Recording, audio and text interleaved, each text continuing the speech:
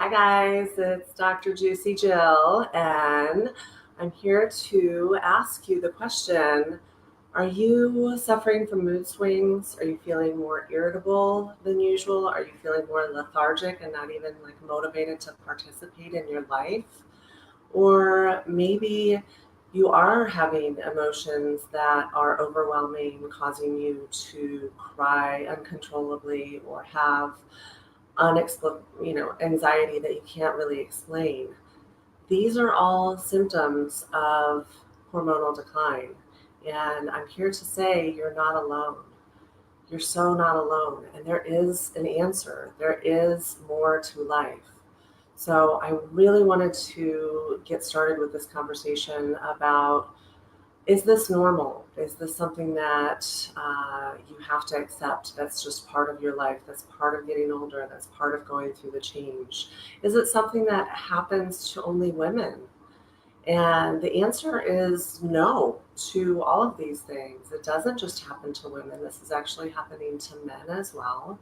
And there's really no conversation about it because both men and women are, not really don't really have the language to talk about their feelings because we're in such an emotionally constipated society where we're taught that we need to look perfect at all times and we're not allowed to really speak up and have our emotions and we need to be strong. And the reality is showing your emotions, having your emotions, talking about them, saying, I'm not able to function the best that I know that I can is okay. And that's actually courageous. So I wanted to talk about some of the symptoms that can happen because I think when people use the word depression or hear the word depression, a lot of times there's an automatic, no, no, that's not me. And there's some type of picture or stigma that they have in their mind that depression means that you're weak or that you're crying in bed, can't get out of bed all day, which that can be the case for some people. But for other people, depression can be really insidious and it can be a lack of energy, a lack of motivation to really do the things that you used to once liked to do, like exercising, like cooking, like having fun with your friends, reading a book, just being present for your life. It can also be, being easily agitated or really easily triggered by whether it's your kids or your spouse or your coworkers. Just like the drop of a hat, you'll get set off. And just having that underlying irritation or irritability inside, but you can't quite put your finger on what's causing it.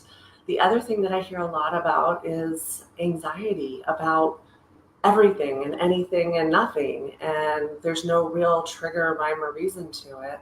It can be anxiety with, people that used to be extroverts and really social, and all of a sudden they don't want to go out and socialize with their friends.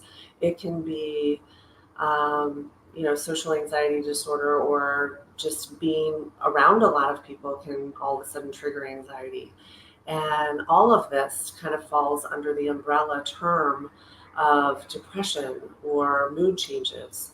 And these are all things that there is an answer and there is more to life and you can function. You don't need necessarily antidepressants are not the answer all the time. There's definitely a time and a place for antidepressants, but so many people, particularly women, are they go to their doctor and they say they're having all these symptoms and they're automatically diagnosed with anxiety or depression and put on an antidepressant, which then makes everything worse. It causes more weight gain. It causes more just like a dead inside feeling.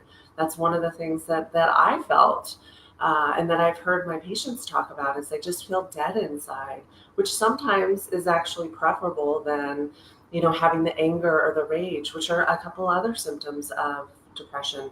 Having that uncontrollable anger or rage and it comes out somehow. It's actually, I saw a little meme somewhere, is anger is sadness's bodyguard.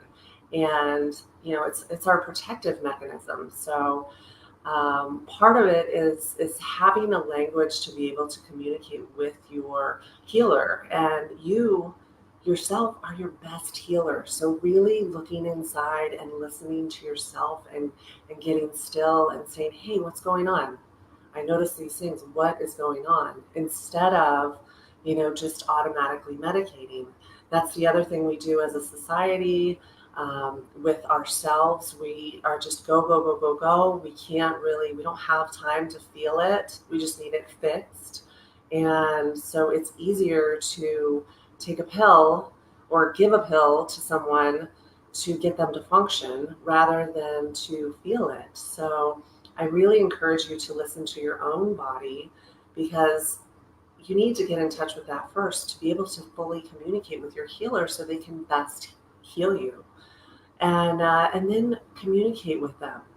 I've come up with kind of an acronym which is for the word listen, which is the biggest gift that you can give somebody, is to actually listen to them. And we as physicians, as healers, and I can speak from my own experience as a physician and also from the studies, that the average physician interrupts their patient at 11 seconds. There is no way that you can get really any information across in 11 seconds. And I can say when I practiced traditional medicine, when I was confined by, 10, 15 minutes I had with a patient, within 30 seconds to a minute of my patient talking, I already had kind of a in the box diagnosis of what was going on, until I had my shift, where I really started listening to my patients. And I was taught early on, listen to your patient, they will tell you what's wrong with them. And I really have found that to be the case. I'm also so passionate about this because I myself suffered from depression and never really thought I would even talk about it, because I thought as a physician I needed to look perfect and never have any problems. And that's just not the case. We're humans, we're fallible, and we go through the same transitions. And, from early on, I started having, mood swings around my period, which clearly are hormonal, and was put on an antidepressant to control that, which is so often the case. And it is just something that just got perpetuated. And part of that was because I had no ability to really tap into what was going on. I just needed to function and look fine and perform. And, it was antidepressant after antidepressant. One would work until it wouldn't, until I would feel numb and dead inside. And then I caught myself one evening, after work, laying on the floor, staring at the ceiling as my children were playing around me, thinking, "Is this it? Is this all there is?" And thank goodness, I'm here to say there is more. There's so much more. I'm so thankful for this field that I got into with hormones, because I feel more alive and present, and I have a whole spectrum of emotions now. And, you know, I haven't had to be on antidepressants since I've had my hormones optimized. And this is something that I want for you as well. That uncontrolled anxiety, I went through a period where I would have extreme flight anxiety out of nowhere. It just kind of came out of nowhere. And it was interesting because I had some of my patients actually talk about the same thing. And it was kind of in sharing that I realized, oh, this is part of it. And so I really try to incorporate my own journey with my patients, because it helps them to feel not alone. You're not alone. I didn't want to talk about these things because I was ashamed of it. And I hadn't heard anybody else talking about it.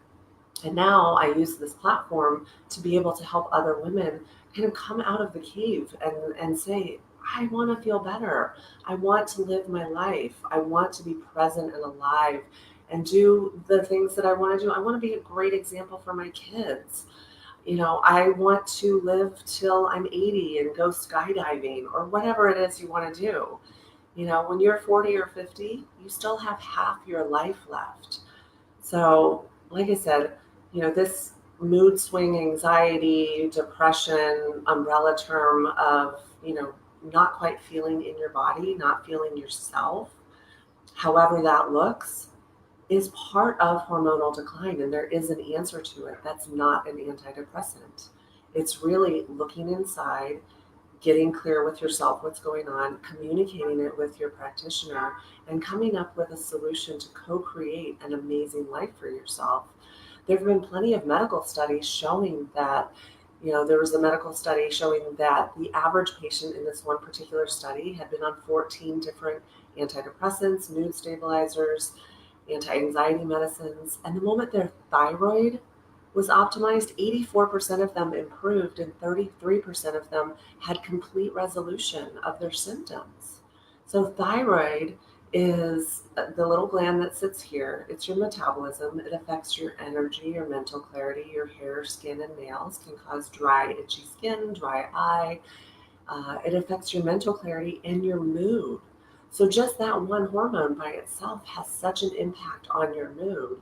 The other ones that can really impact your mood are estrogen, progesterone, testosterone, growth hormone, vitamin D, all of these things. The other thing that helps is gut health.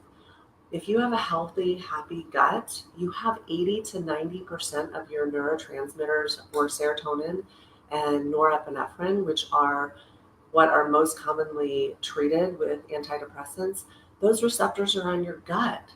So you can help yourself feel happier by really cleaning up your diet, avoiding things like gluten, wheat, dairy. Those are things that irritate your gut and don't boost that absorption of the serotonin and dopamine.